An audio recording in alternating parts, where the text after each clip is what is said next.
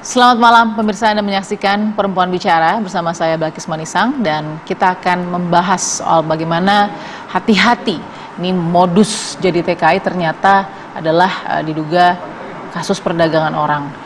Selama 1 jam ke depan kita akan bahas ini dan mendengarkan langsung bagaimana kasus yang mungkin di awal bulan Juli ini viral, ironisnya melalui kesaksian atau testimoni dari 2 anak yang merupakan keluarga korban.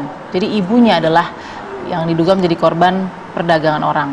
Nah, kita akan bahas ini karena memang kasus ini terus berjalan begitu ya, tapi sementara secara makro begitu ya bertambah juga setiap tahun. Mengapa bisa terjadi dan bagaimana sikap tegas juga jadi pemerintah menghadapi hal ini. Nah, kita juga sebenarnya pada hari ini mencoba untuk mengundang dari Kementerian Luar Negeri ya. Kita akan coba terus hubungi, apakah bisa nanti dihubungi via Zoom atau telepon, kita masih menunggu. Tapi saya akan perkenalkan narasumber yang sudah ada di meja Perempuan Bicara kita dan juga bergabung secara virtual. Saya perkenalkan dulu Pak Salatudin, pengacara korban yang hadir secara virtual. Pak Salatudin, selamat malam. Selamat malam Mbak Balkis. Terima kasih Pak waktunya. Kita juga sudah kedatangan Ibu Brigjen Pol Purnawirawan Sri Suwari, praktisi kepolisian. Selamat malam Ibu Sri. Selamat malam. Baik, terima kasih Ibu. Dan ada Ibu Sri Andayani, Direktur Penempatan Non-Pemerintah Kawasan Asia dan Afrika BP2MI. Selamat malam Ibu Sri. Selamat malam Mbak Balkis. Baik, sehat ya Bu ya? Alhamdulillah sehat. Baik, dan tentunya ada Mbak Anis Hidayah dari Komnas HAM. Mbak Anis, apa kabar? Baik Mbak, baik. Oke, kita sudah siap ya, akan kita lihat bagaimana perjalanan kasus ini. Yang pertama saya mau dengarkan dulu bagaimana informasinya ini bisa kita rangkum dulu selama yang terjadi sejak awal Juli itu. Bermaksud mencari rejeki di Dubai, Uni Emirat Arab, nasib naas justru dialami I. Seorang pekerja imigran asal Cianjur, Jawa Barat. I disekap oleh kelompok perdagangan orang di Dubai yang kemudian dijadikan pekerja seks. Keluarga korban melaporkan kasus ini ke kepolisian, serta membuat video permohonan agar pemerintah segera menyelamatkan ibu mereka. Video ini viral di media sosial. Dan ibu kami terakhir berkomunikasi dengan kami, yaitu menyatakan disekap oleh kelompok perdagangan orang yang dijadikan pelayan seks.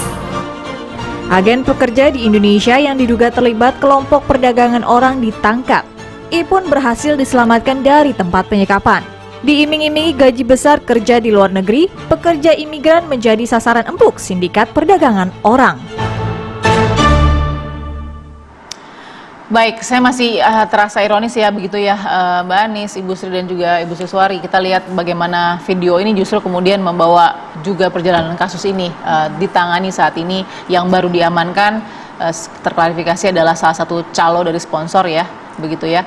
Tapi kita belum tahu apakah sponsornya sudah diamankan atau belum. Nah, saya langsung mau ke Pak Salatudin dulu. Pak Salatudin, yang pertama saya harus klarifikasi Pak, ini bagaimana Bapak ditunjuk atau memang LBH Keadilan kalau tidak salah ya, menjadi kuasa hukum atau pengacara dari keluarga korban? Silakan Pak Salatudin. Mbak Balkis, Ya. Perlu kami sampaikan, Ya. kami menerima waktu itu WA dari Dubai yang kita tidak tahu namanya pertamanya pada tanggal 15 April. Yang kita sebut namanya L ya, L aja lah. Ya. Lalu karena dia meminta bantuan kepada tim saya, tim LBH Keadilan, lalu kita bertanya karena dia menyatakan dari Cianjur. Lalu kita tanya alamatnya di mana, kita tanya ketika itu paspornya dan segalanya, dia menyatakan paspor tidak punya, tidak ada karena sudah diambil oleh majikan dan karena dia melarikan diri kan gitu ya. Nah, lalu kita bilang kalau begitu tolong keluarga Bapak atau siapa yang bisa datang ke kantor kami. Maka pada tanggal 27 April datanglah orang tua dan suaminya Bu Ida, orang tua L dan suaminya Bu Ida ke kantor kami membuatkan kuasa.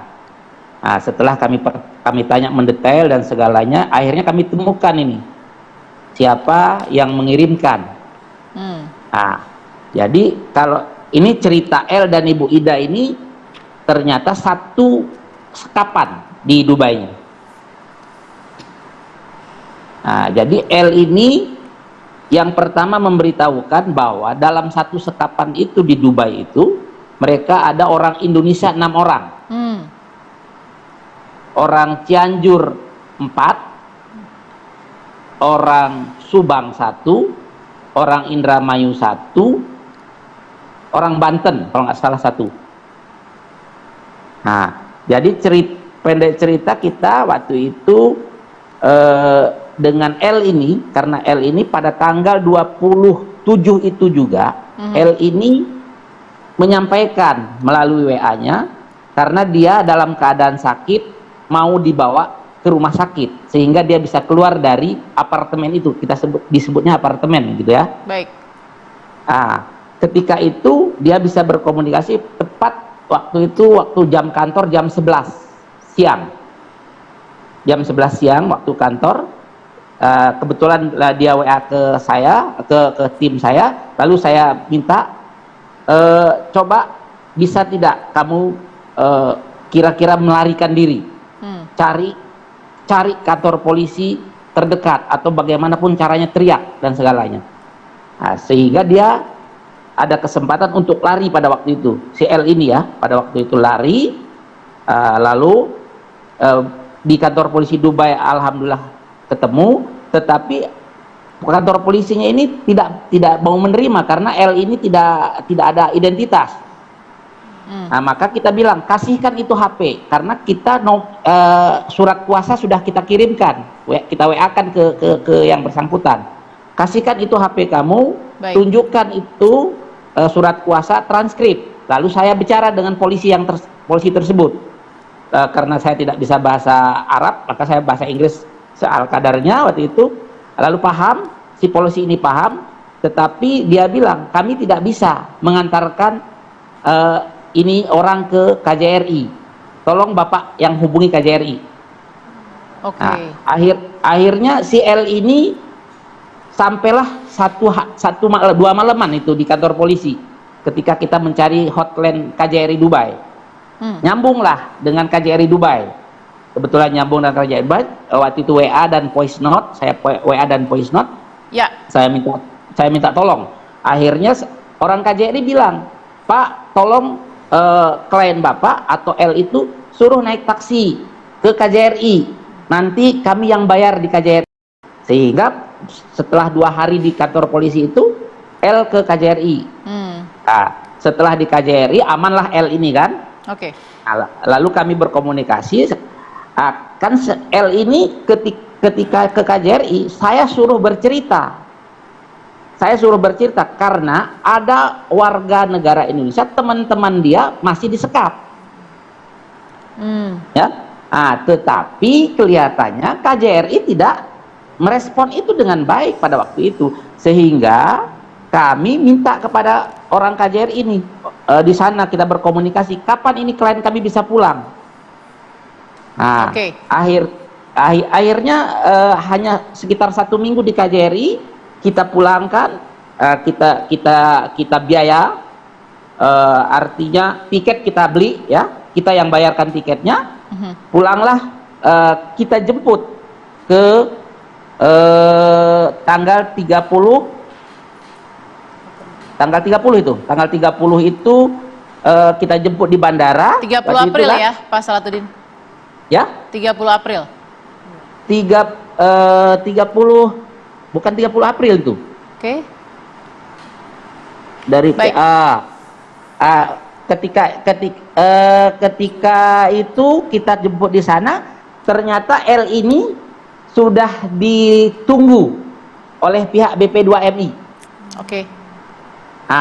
Karena waktu itu pesawatnya jam 1, kami baru bisa sampai ke bandara waktu itu jam 4-an sore. Ya. Lalu ketika penyerahan dari BP2MI sudah bilang ke kami, apakah L sudah diintegrasi? Saya bilang waktu itu, sudah Pak, ini sudah diintegrasi oleh orang Kemenlu dan BP2MI.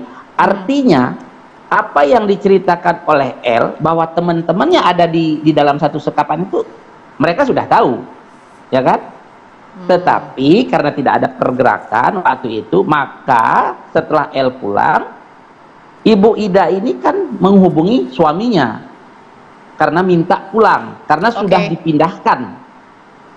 dipindahkan dari tempat yang mereka terdahulu.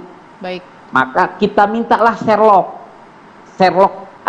karena ini setiap dia mengirimkan harus dihapus. Betul. Kalau tidak, kalau ketahuan oleh mucikarinya, maka dia akan disiksa. Yeah. Ketika itu, maka kita membuat pengaduan 27 Mei, itu kita buat pengaduan ke Polres Cianjur. Oke. Setelah itu tanggal 30 Mei itu pemeriksaan oleh Polres Cianjur, yaitu suaminya Ibu Ida, korban, ya? Pak Suryana, saya dampingi ya. Baik. Lalu karena waktu itu kan ditangani oleh PPA, unit PPA. Lalu saya tanya nih, ketika setelah tanggal 30 itu, maka ada pemberitahuan ke kantor kami oleh Polres bahwa laporan pengaduan dari pihak LBH Keadilan ditangani oleh tim Satgas TPPO. Baik. Maka tanggal 16 itu diperiksalah kembali klien kami ini, dan yang kami laporkan itu kan dalam pengaduan kami sudah jelas itu ya, siapa orangnya, Haji Rahmat, dan yang sponsor yang satu lagi ya, dan sponsor Jakartanya juga sudah kita jelaskan. Sudah dilaporkan, di situ. iya, baik. Oke, tapi belum ya Pak ya, ini sampai di situ. Saya mau nanti cross check ke Ibu Sri Handayani ya, yang juga menangani kasus ini begitu. Pak Salahuddin sudah cukup lengkap dan komprehensif tadi kronologi dari Pak Salahuddin. Kita harus jeda dulu sesaat lagi di Perempuan Bicara.